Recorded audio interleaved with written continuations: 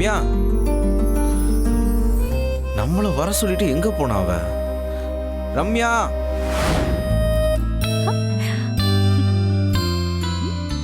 ரம்யா,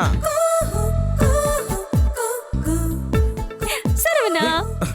ரம்யா என்ன பண்ற? ரம்யா விடு, ரம்யா விடு, விடுங்கறல்ல. என்ன பண்ற? ஏய் என்ன என்ன இது? முதலாளி ஊருக்கு போயிட்டாரு, வீட்ல யாரும் இல்ல, துணைக்கு வான்னு கூப்பிட்டு என்னென்னமோ பண்ற? என்ன துணைக்கு வந்தியா? ஆமா.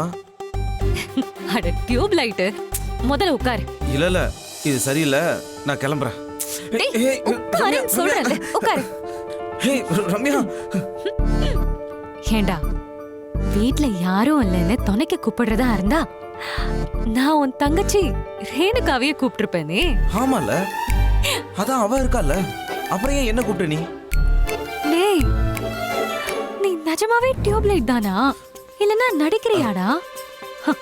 லவ் பண்ற பொண்ணு வீட்ல யாரும் இல்லைன்னு உன்னை வர சொல்லி ஆசையா எப்படி கட்டி பிடிக்கிறா? அத ஃபீல் பண்ணாம வேஸ்டடா நீ. அப்படி இல்ல ரம்யா, எதுவா இருந்தாலும் ஒரு கண்ட்ரோல் வேணும்ல. அதுவும் கல்யாணத்துக்கு முன்னாடி இந்த மாதிரி விஷயத்துல எல்லாம் கண்ட்ரோல் ரொம்ப முக்கியம். இப்போ நான் உன்னை கட்டி தானே பிடிச்சேன், அதுக்கே நீ ஓவரா பண்ணிட்டு இருக்க. நியாயமா நான் தான் அப்படி ரியாக்ட் பண்ணணும், ஆனா இங்க எல்லாமே ஆப்போசிட்டா இருக்கு. ரம்யா,